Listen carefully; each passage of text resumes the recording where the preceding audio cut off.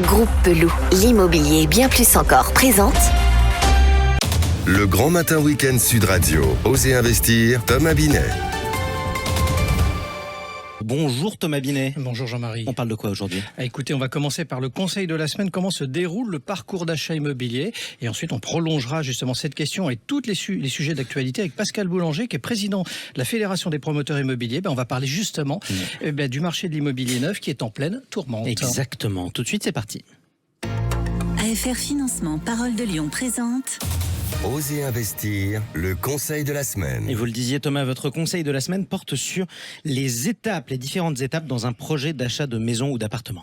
Oui Jean-Marie, alors on peut le dire, c'est un parcours balisé, pas toujours simple pour celui qui débute. Alors je parle sous le contrôle d'un professionnel. D'abord, il faut avoir défini son projet, maison ou appartement, la zone géographique pas trop réduite pour avoir le choix, la surface minimum recherchée, les infrastructures, commodités, transport attendu et bien sûr la taxe foncière. Oui, ça c'est important. Alors ce qui est aussi important, c'est de définir son budget. Pour cela, vous devrez demander à votre banque ou à un courtier de vous réaliser une simulation d'emprunt. Fort de cette connaissance, vous allez pouvoir commencer votre recherche et elle débute souvent sur les sites d'annonces sur Internet. Alors, un achat en copropriété, est-ce que ça nécessite une attention particulière ? Oui, pour un point particulier, il faudra regarder les 3 dernières assemblées générales et se renseigner sur les futurs travaux envisagés et non votés car vous en aurez la charge.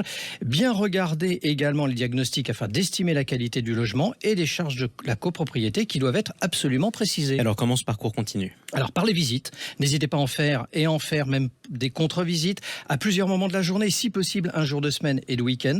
Passez aussi par une agence immobilière, c'est le gage du professionnel qui va vous accompagner et sera le filtre avec le vendeur. Une fois que vous aurez trouvé le bien, vous rédigerez une offre d'achat qui sera soumise au vendeur. Si elle est acceptée, cette offre, vous passerez plusieurs semaines après au compromis de vente qui sera rédigé par le notaire.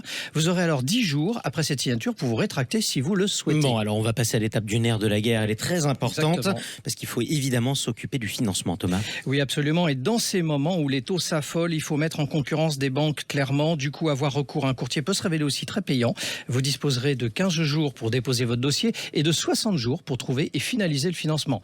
Et 10 jours pour accepter ou non l'offre bancaire. Alors, il faudra aussi vous inquiéter de l'assurance emprunteur pour sécuriser votre prêt. Attention, il y a des assurances obligatoires et certaines facultatives. Et voilà, qui s'appelle un parcours du combattant. Avec tout ça, j'emménage quand, moi ? Il vous faudra attendre encore, être un petit peu patient, 3 à 4 mois entre la signature du compromis de vente et la signature de l'acte authentique qui vous rendra officiellement propriétaire. Il vous faudra souscrire une assurance multirisque habitation, ne serait-ce qu'en cas d'aléa lors du déménagement. Ça y est, vous aurez les clés et vous pourrez aménager, Jean-Marie. Notez quand même ce délai, parce que 3 ou 4 mois, ça veut dire qu'il vous faut moins de temps aujourd'hui pour acquérir un nouvel appartement qu'une voiture. Et ça, c'est quand même pas anodin. Allez, tout de suite, on accueille notre invité. Avec plaisir, Thomas, puisque nous sommes avec Pascal Boulanger. Bonjour à vous. Bonjour, vous êtes le président de la Fédération des promoteurs immobiliers qui rassemble près de 700 sociétés de promotion, interlocuteurs privilégiés auprès évidemment des pouvoirs publics, surtout les sujets liés à la production immobilière. Vous êtes l'invité de Thomas Binet. Bonjour Pascal Boulanger. Bonjour Thomas. On vous reçoit aujourd'hui pour que vous nous parliez de la situation dans le secteur de l'immobilier neuf. Tous les indicateurs sont au rouge ou sur le point d'y passer. Chute des ventes, les crédits immobiliers à l'arrêt, permis de construire refusés. On va regarder tout cela dans le détail avec vous. Mais je voudrais commencer à vous interroger sur les conclusions du Conseil national de la refondation sur le logement le 5 juin qui ont été rendues. On peut dire sans exagérer que le gouvernement n'a rien retenu de votre proposition. Ça fait 15 jours maintenant. Pascal Boulanger, est-ce que vous avez toujours la gueule de bois ? Plus que ça, on est amer, on a la gueule de bois, on est en colère. Donc nous, on en a un petit peu assez de jouer le jeu. Il y a eu la commission Rebsamen il y a 1 an et demi. Oui. J'ai dit à mes instances, on joue vraiment à fond le jeu, des propositions, des réflexions. Commission Rebsamen, elle fait plouf. On dit, mais c'est pas grave, on fait un CNR logement. Pareil, on dit ok, on est là, on est à vos côtés, on va être force de proposition. On a eu plein de propositions, ils n'ont rien retenu, ça suffit, c'est bon. Mais ça veut dire quoi ? Vous avez été roulé dans la farine ? J'en sais rien. Moi, ce que je constate, c'est que on nous demande nos contributions. On a des contributions qui ne coûtent rien à Bercy, qui rapportent à Bercy. On dit c'est pas possible. Tout ce qu'on a proposé, c'est à la poubelle. Pour nous entendre dire à la sortie, on va peut-être arrêter le Pinel, c'est sûr.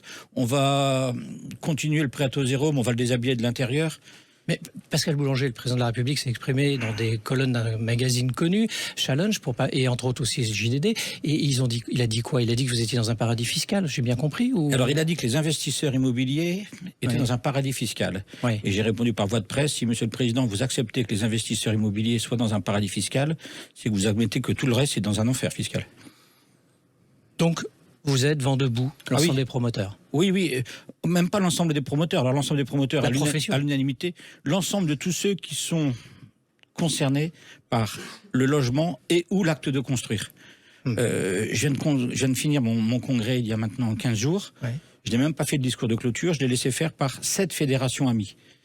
Il y avait la Fédération du bâtiment, il y avait Action Logement, il y avait Procivis, je ne vais pas tous les citer, les architectes, etc. Ils vont tous dans le même sens. J'ai souhaité ne pas clôturer le congrès moi-même pour bien faire comprendre qu'on était tous ensemble. Et donc le discours de clôture a été fait par cette fédération amie. On est d'accord, Pascal Boulanger, pour dire que ce n'est pas un plan d'aide, mais un plan d'économie. 2 milliards vont être ainsi économisés. Dans le même temps, le président de la République avait donné le ton, comme je viens de vous le dire, qu'il y avait beaucoup trop d'aides, que c'était inefficace, que ça créait de la surdépense publique.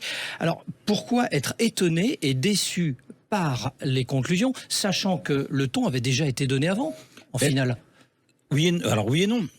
Le logement, source ministère du logement, rapporte 88 milliards et demi à l'État, plus 2 milliards d'IFI, c'est 90,5, et coûte entre 38 et 40 milliards. Donc il y a un solde positif de 50 milliards.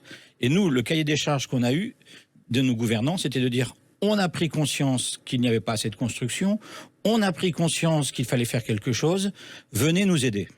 Donc ce que vous dites, c'est peut-être vrai, mais si c'est ça, on a été abusé. Alors justement, Pascal Boulanger, on ne va pas jouer sur les mots, on est sur Sud Radio, on va parler vrai. L'État n'a plus les moyens, l'État est exsangue, donc il vous lâche en race campagne.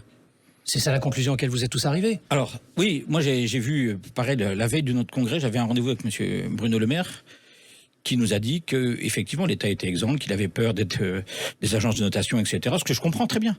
Simplement, ce que je ne comprends pas, c'est que nous, on propose des mesures qui peuvent rapporter de l'argent. Et là, on me dit, ah oui, mais politiquement, je ne peux pas les porter. Donc, d'un côté, je ne peux pas prendre de mesures parce que ça coûte. Et les mesures qui rapportent, on ne peut pas les porter politiquement. De qui se moque-t-on? Alors, on va traduire justement ce que vous êtes en train de dire. Toute la filière est en train de souffrir. 40 faillites de promoteurs, 280 faillites de constructeurs de maisons individuelles. Dans le bâtiment, la fédération estime à 150 000 pertes d'emplois en 2024 et a priori la même chose en 2025. Mais ces calculs, ils ont été faits par la fédération du bâtiment, son président Olivier Salon et moi-même. Vous savez, il y a le fameux adage qui est vrai, un logement construit, 2 emplois.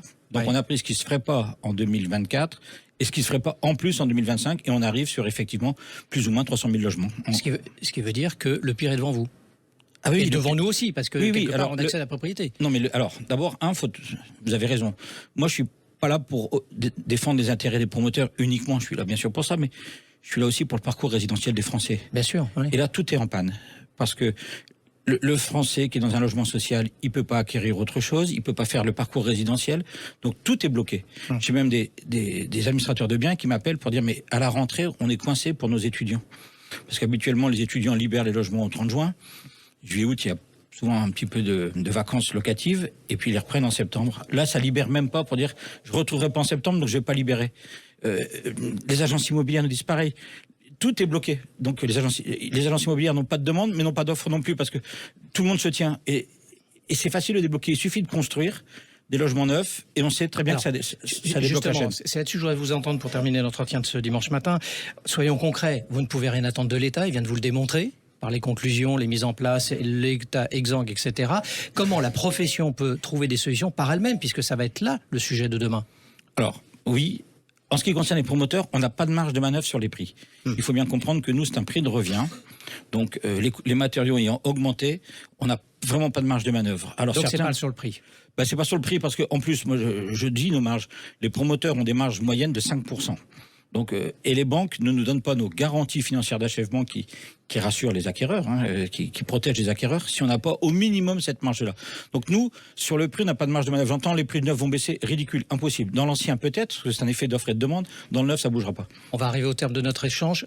Une mesure rapide, supplémentaire, que vous pourriez nous proposer ce matin? Aider les maires bâtisseurs en fléchant une partie de la TVA pour qu'ils aient envie de signer des permis de construire au-dessus d'un certain seuil. Donc pour libérer les permis de construire. Libérer l'autorisation de construire. Et surtout aussi, j'ai déjà proposé une exonération de droits de succession sur des logements neufs achetés. L'avantage, ça fait rentrer des sous tout de suite. Et les successions, c'est 30 ans plus tard. Merci Pascal Boulanger. Merci. Et je rappelle que vous êtes le président de la Fédération des promoteurs immobiliers. C'était un tableau bien sombre. On espère vous recevoir une prochaine fois avec de meilleures informations et actualités.